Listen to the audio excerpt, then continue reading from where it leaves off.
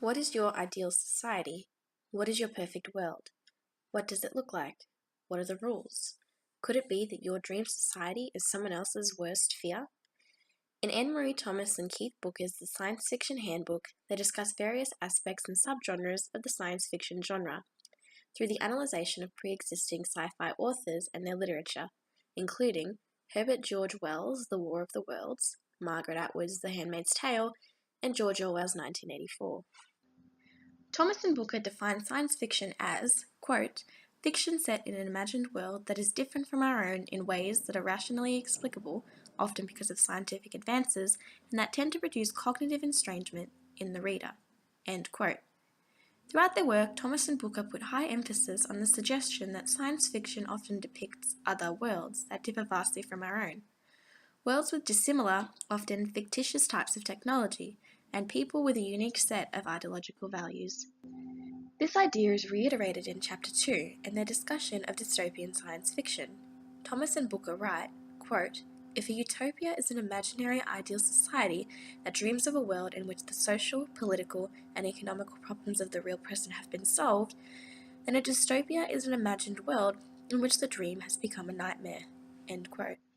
This analysis highlights the prevalence of the ideal of worlds in science fiction, specifically in dystopian and utopian settings. It also illustrates a significant idea about the worlds themselves, suggesting that they symbolize dreams and nightmares. Thomas and Booker later go on to suggest that, quote, there is often a fine line between utopia and dystopia, and one person's dream society might be another person's nightmare, end quote. Here, Thomas and Booker suggest that while one person might find significant value in their world and its societal order, another might not. This idea is a recurring theme throughout many examples of dystopian fiction literature. It is a highly prevalent idea that can be identified in both Ray Bradbury's Fahrenheit 451 and Kelly Sue DeConnick and Valentine DeLandro's Bitch Planet. Many of the characters in Bradbury's Fahrenheit 451 have conflicting ideological perspectives towards the world they live in. An example of this can be seen in a discussion between Montag and Mildred.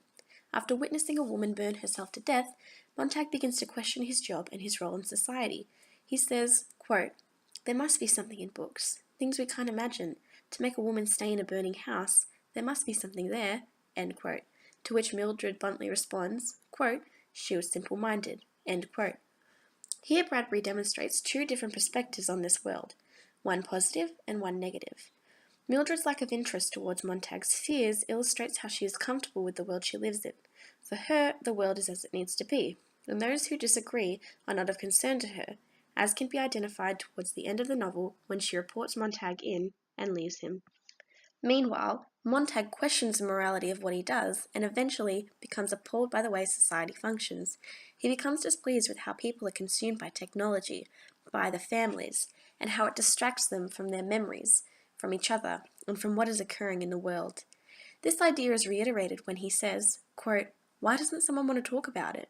Is it because we're having so much fun at home we've forgotten the world? End quote.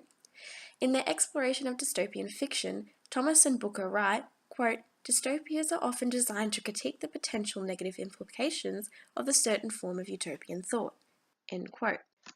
This can be identified in the contrast between Mildred and Montag's perspectives on the world. Mildred views the world as a utopia. It is a dream. For Montag, the world is in ruins. It is a nightmare. These types of perspectives can be identified in various other characters throughout Bradbury's novel. Captain Beatty and Faber also exemplify contrasting perspectives on the world in which they live. Captain Beatty views the world as ideal. He believes that their societal order results in fairness, and that this fairness leads to happiness. This can be identified when he says, quote, not everyone born free and equal, but everyone made equal. Each man the image of every other, then all are happy, end quote. Faber, on the other hand, believes that literature has a unique quality that is an essential part to human existence. Faber, an ex-English professor, has suffered in silence since the change of the world order, when books became forbidden. For him, the world leads to regret and unhappiness. This is evident when he says, quote, I am one of the innocents who could have spoken up when no one would listen to the guilty, but I did not speak, and thus became guilty myself. Thomas and Booker's idea can also be identified in DeConnick and DeLandro's Bitch Planet. Many characters throughout the comic defy the general behavioral expectations that are deeply embedded in the ideology of the people in which the world they live. illustrating how, for the women on Bitch Planet, the world for them is a nightmare. One prominent example can be identified in Bitch Planet Issue 3. After overhearing various conversations in the cafe, Penelope erupts in anger, demanding everyone leave. One customer says, quote, "I'm calling the cops, your life is over," end quote, to which Penelope replies, quote, "Good, I didn't like it that much anyway," end quote. This highlights her hatred towards the oppressive and misogynistic world in which she lives. DeConnick and DeLandro portray two conflicting perspectives on their world that mirrors that of the contrast between Mildred and Montag. Bitch Planet Issue 1 clearly demonstrates how this world works in favour of men.